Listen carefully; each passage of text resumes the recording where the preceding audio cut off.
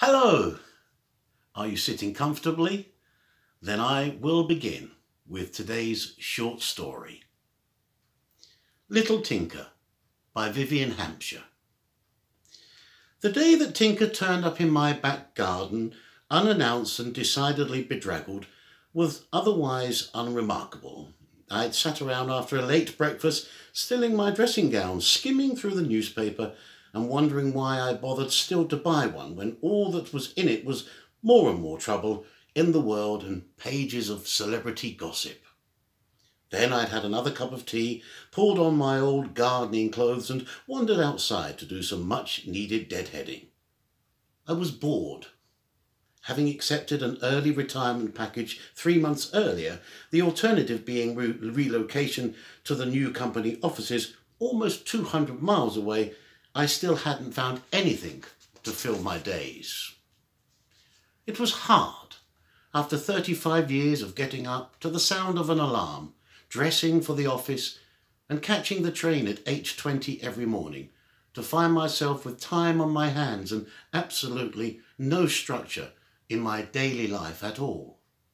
My sister Lorna insisted that I would get used to it soon enough and that there were huge benefits to be gained from being your own boss, as she laughingly called it. Holidays at the drop of a hat, meeting friends for coffee, having a lie-in whenever I fancied one, and not having to go out at all when it snowed. She made it sound like I'd been missing out on something wonderful all these years. The reality was that I missed my old life, the people, the sense of purpose, the responsibility. Rattling about at home with all the housework done and not even a good book to read until my next trip to the library, I felt more than a little sorry for myself. They say that life has a habit of giving you what you need when you least expect it, don't they? That you don't have to go looking for luck. If it's meant to be, it will find you. And that's how it was with Tinker. Snipping away with my secateurs humming to break the silence, and with my mind miles away in an office that no longer existed. I didn't hear his little whimpering cries at first. In fact, if he hadn't jumped out of the way as I bent down to lop off a few dead brown leaves hanging close to the ground, I could have easily have had his tail off. Poor little mite. I wasn't familiar with kittens growing up. There had been a succession of family dogs until it found a hole in a fence and disappeared without trace, a tortoise called Timmy we'd inherited from an elderly neighbour. Cats were a mystery. I admired them for their haughtiness and independence, the fact that they didn't need constant attention or twice daily walks, and the way they pretty much looked and took care of themselves. But this little fellow didn't look capable of taking care of himself at all. He was small. I judged him to be only a couple of months old, and when I picked him up tentatively in case he decided to lash out with his claws, he fitted easily into the palm of my hand, with just his front paws hanging over the side. He was mainly black, with a splodge of white under his tummy and at the tip of one ear, and he was thin. Running my finger down his neck, I could feel his tiny bones through the matted fur and saw what looked like fleas hopping around his neck. It was obvious he had been outside for some time.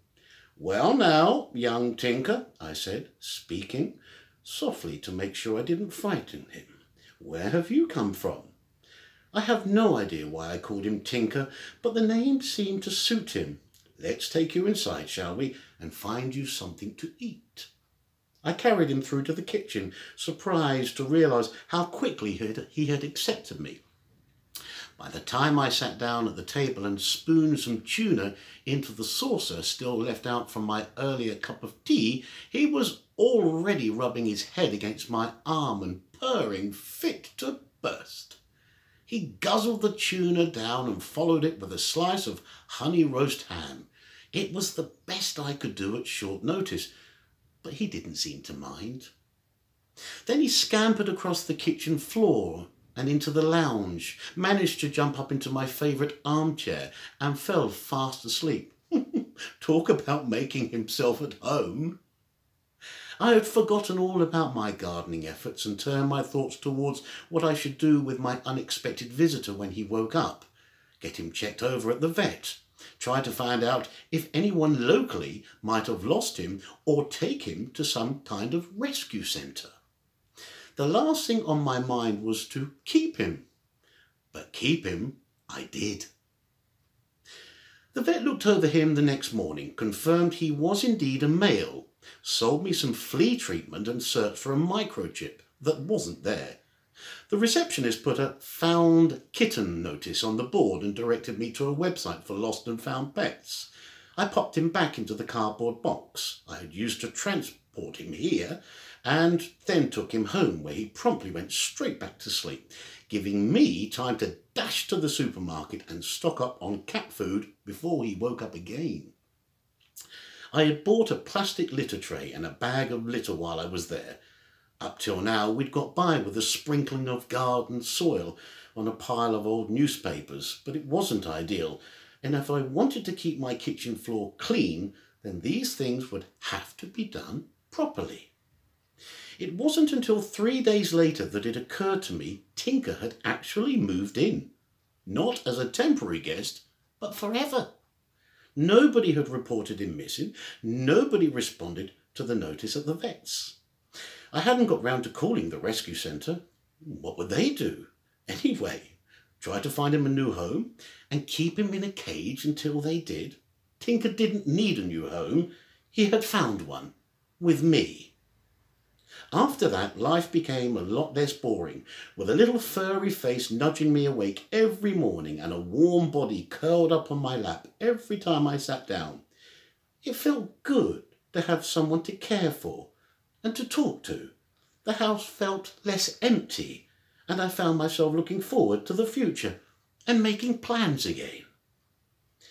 "I thought you didn't like cats," Lorna said on her next visit. I never said I didn't like them, I just never had a lot to do with them before.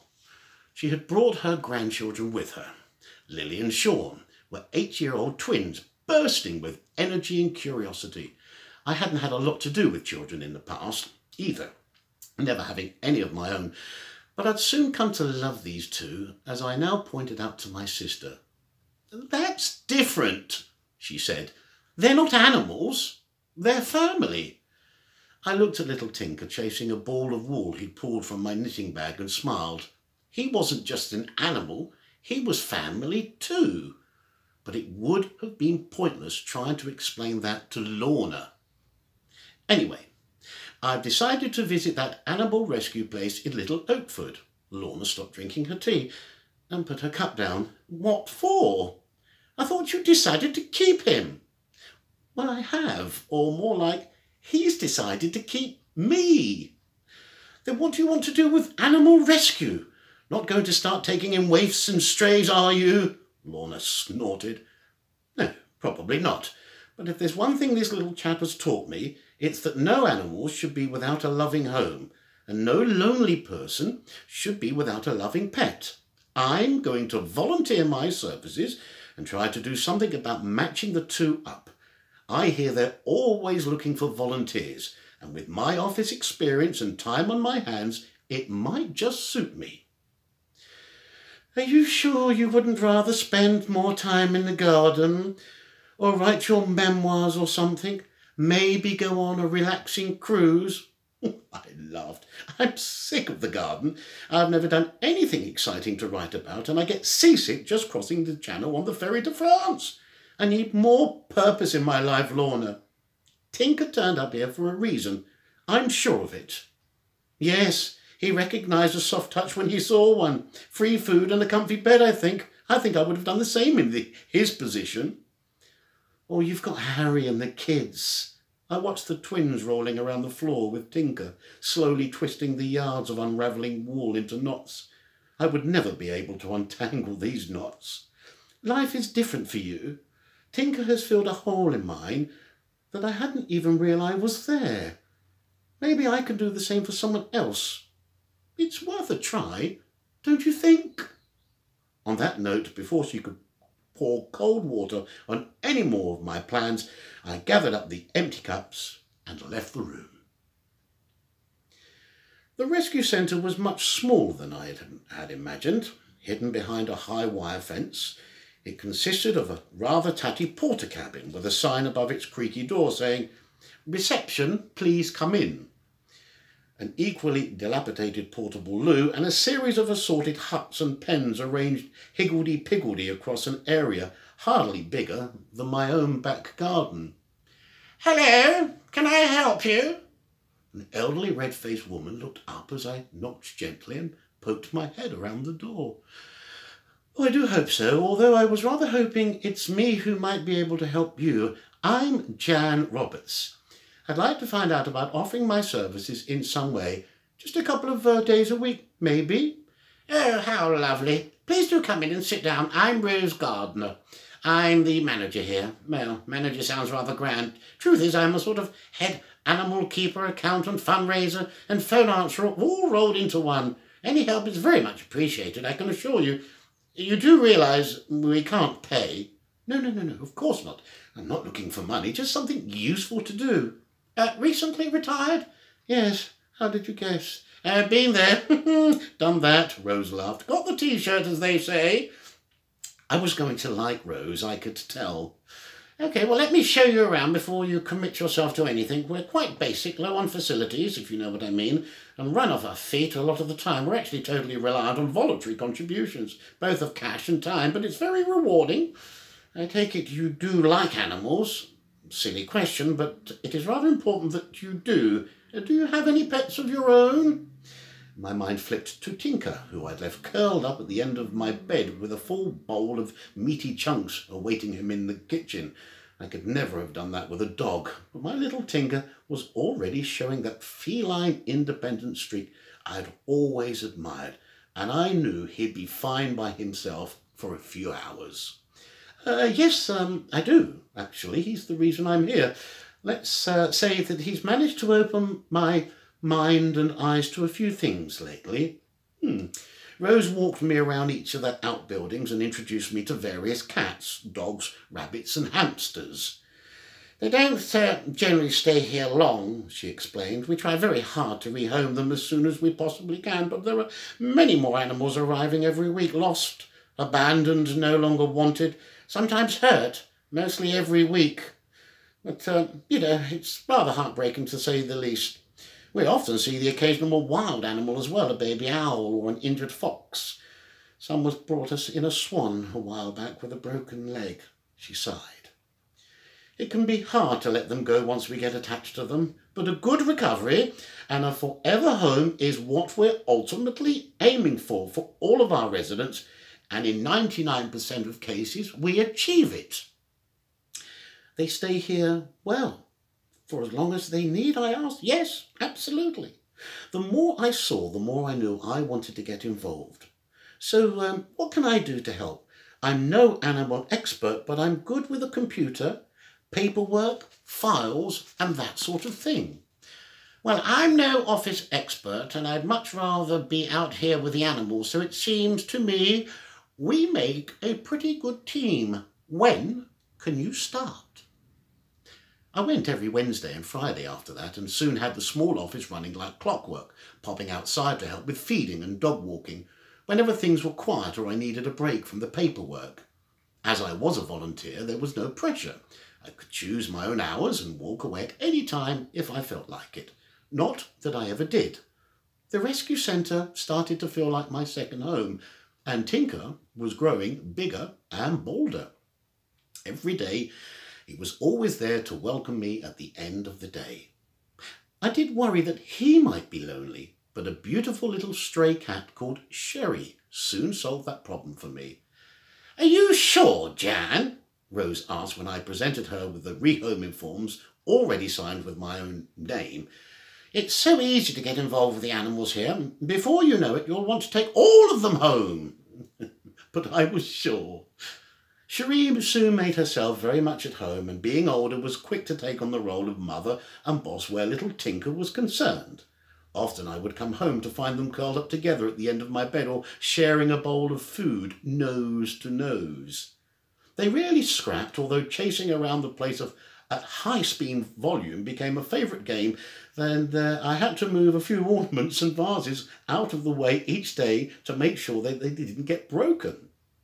Now the cats were happy in each other's company and starting to explore their new garden with easy access through their newly installed cat flap. I felt able to spend more and more time at the centre. I soon added Thursdays to my regular shifts. Thursday was the one day of the week that Simon Gray came in as a volunteer. I'd heard his name, of course, from some of the others, but our paths hadn't crossed before. Now he stood in front of me, wearing an old jacket and green wellies. He had a bag of straw hefted over his shoulder. Pleased to meet you at last, Jan." He shook my hand and laid the straw down. It's you we have to thank for sorting out the office." "I understand. So nice to be able to find the right forms and not have to find any way of trying to avoid the filing cabinets and fight my way through the mounds of paper that used to litter the place. You must be some kind of miracle worker." I blushed. I might be in my 50s, but compliments were still a surprise. No, not at all. Just organised after years of office work and glad to keep my hand in now that part of my life is over. How about you? Are you retired too? He nodded. "Police force. But I took a retirement a couple of years back. Coming here gets me out into the fresh air, gives me a bit of exercise. I'm not one for the gym, far too boring, thank you. Besides, I like the animals. I used to handle police dogs and always had one at home with me. But since I lost Elsie..." Your wife?" No. Elsie was my last dog. A real beauty. Retired with me, but died just 6 months ago. Poor thing. No, there's no wife. I've never met the right woman." I saw a lot of Simon after that. He was there every Thursday, working outdoors most of the time, but he'd usually pop into the little cabin for a coffee mid-morning and sit and chat for a while. It was he who told me about the old tortoise that had been just brought in. Someone had found it wandering at the bottom of their garden and didn't know how to look after it. Yep, we'll be happily very ready and willing to do that for you." "What?" said the lady. "To look after him." Oh, okay." Simon had told them, taking the large cardboard box and peering inside. "Wow, he's a beauty, and no mistake." Simon put the box on the desk in front of me as he drank his coffee. I'll leave the old fella here for a short while, if that's okay with you, while I sort him out some paperwork and proper living quarters, and indeed some food." When he'd gone, I looked inside. There was something calming about a tortoise, slow and plodding, as if there was nothing worth hurrying for. This one was big and very distinctive markings on his shell, and he was munching on a cabbage leaf, quite unperturbed about finding himself in this new and strange environment. I smiled. He reminded me very much of Timmy, the tortoise we'd briefly had and lost when I was a girl. He had markings just like these. In fact, the more I looked at him, the more I began to convince myself that this was Timmy. But surely that couldn't be, not after 40 years. There were some animal books on the shelves. I'd catalogued them all not so long ago and sorted them into order, according to animal type and breed. It took seconds to lay my hands on the tortoise book, and soon I was absorbed in reading all about these magnificent creatures. Tortoises are one of the longest lived animals. They can live up to 150 years. They don't travel very fast or very far. Simon, I gabbled, as soon as he came back into the room. I lost a tortoise just like this one once. Do you think it's possible that this could be him? The markings are just the same. Slow down, Jan. Start at the beginning. There's no rush. This one isn't going anywhere in a hurry.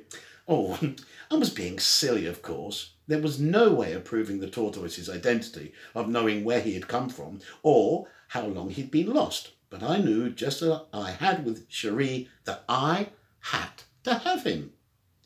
I want to take him home with me, Simon. Well, wouldn't you like to think about that first? No, please don't bother settling him into a pen. I have a huge back garden for him to live in. With the help of this book, I can make sure that he gets the right things to eat, and a proper shelter to hibernate in, and foolproof fencing so we can't escape again. Oh, okay, I know I've got a lot to learn, but if it is Timmy, I feel I owe it to him. And if it isn't, well, I want him anyway. In that case, if you're sure, we'll get the rehoming forms filled in, run it past Rose, and I will personally escort you both home. I can inspect the garden fence for you and help to unplug any of those gaps. How does that sound? Perfect. But on one condition, which is that you stay for dinner. Lorna almost drops her biscuit as she splutters crumbs in disbelief. Phew! What? She says. I've started dating, I say again. His name is Simon. That's what I thought you said. Well, you are a dark horse, aren't you? I feel Tinker jump up onto my lap. Cherie tries to do the same to my sister. Get down, she says, brushing the cat away. You'll get hairs on my skirt. Oh, she doesn't mean any harm. Oh, honestly, Jan, this house is turning into some kind of menagerie lately. I'm dreading what might turn up next. Which brings me back to what we were just talking about before this. This animal interrupted us. Now, tell me all about this elusive Simon, and when am I going to meet him? Any minute now, actually. He's dropping by with Molly. Molly? Who's Molly? Oh, it's his puppy. He's only recently got her from the centre. A sweet little mongrel. Nobody else seemed to want, but we did. We! Oh, so it's already we, is it? I think ahead to this day when we will merge our lives, our homes and our pets together under one very warm and welcoming group. Really? Simon has asked me to marry him. It seems he has met the right woman at last, and I know for certain that I've met the right man. All we have to do now is introduce Molly to Timmy and the cats and get their seal of approval. Hopefully they'll accept her and love her as easily as they did each other. It's always going to be we from now on. Lorna, I just can't be alone anymore. This is just so perfect. Lorna looks and rolls her eyes. I pick Tinker up from my lap to rub his little white-tipped ear. If it weren't for him turning up on that unremarkable day, none of the quite remarkable changes that followed would have ever happened. In fact, thanks to this little minx and the joy he has brought into my life, I say, as I hear the doorbell ring, I don't think I will ever feel lonely again. The end.